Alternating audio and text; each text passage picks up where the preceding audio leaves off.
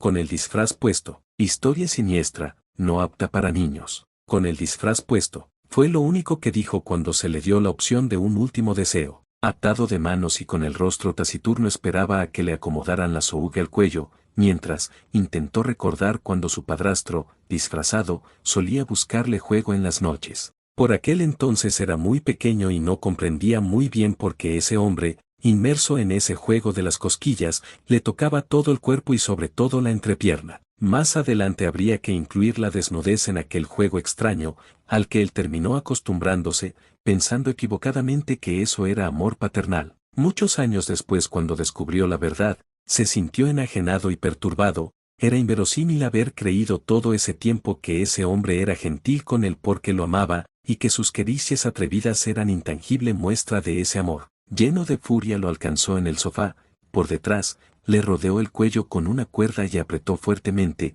mientras lo sentía desesperado, lanzando zarpazos al aire y retorciéndose, buscando espantado una partícula de oxígeno. Aun cuando lo sintió yerto, continuó apretando obsesivo por unos segundos más, luego le dijo al oído, «Te amo papá», y lo soltó para que su cuerpo terminara de derretir sobre el sillón. Se quedó solo en aquella casa grande, pues su madre había muerto muchos años atrás en extrañas circunstancias, y ahora solo le quedaba el cadáver pestilente, escondido en el sótano, de ese hombre que había dejado incómodos rastros por toda su piel, hasta que un día empezó a hacerse amigo de niños humildes que caían bajo el sortilegio de su malévola amabilidad, y con el tiempo empezó a llevárselos a su casa, para jugar con ellos, siendo él quien llevara el disfraz puesto ahora. Aquella pervertida pasión le duró algunos años sin ningún temor, hasta que una tarde se encontró en el periódico la noticia sobre otro niño desaparecido. Entonces se llenó de zozobra y se encerró en su casa prometiéndose en no volver a sucumbir ante sus deseos carnales.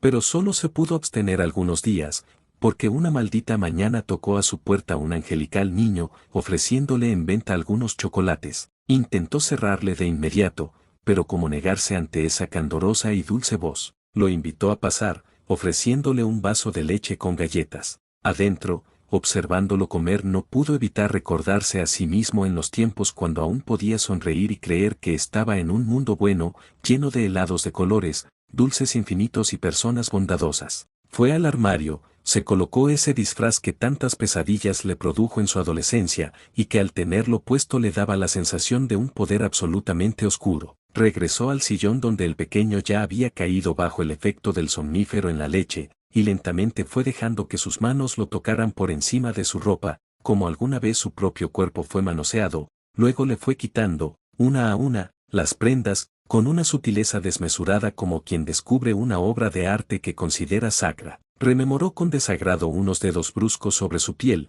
una voz atemorizante susurrándole obscenidades al oído, y ese miedo escabroso que parecía provenir de la oscuridad y que cada noche le poseía el alma desprotegida, mientras esas manos odiadas poseían su cuerpo. Por eso él siempre los miraba con odio cuando los ultrajaba, porque imaginaba en sus rostros la cara de aquel hombre horrible que torció su destino para siempre. El niño se despertó somnoliento, se descubrió desnudo y se llenó de un profundo pavor al divisar ese extraño ser de orejas grandes que le acariciaba la entrepierna. Creyó que era una pesadilla e intentó dar un brinco exaltado, pero solo pudo moverse lentamente como si estuviera compuesto de un denso aire. Intentó gritar, pero solo alcanzó a balbucear suavemente algunas palabras, mientras sus oídos se llenaban de palabras impúdicas. Se horrorizaba cada vez más y su corazón se abrumaba con un terror indecible. Entonces, en algún momento su voluntad alumbró, su instinto de supervivencia tomó el control de su cuerpo, y con una fuerza ajena pero brutal,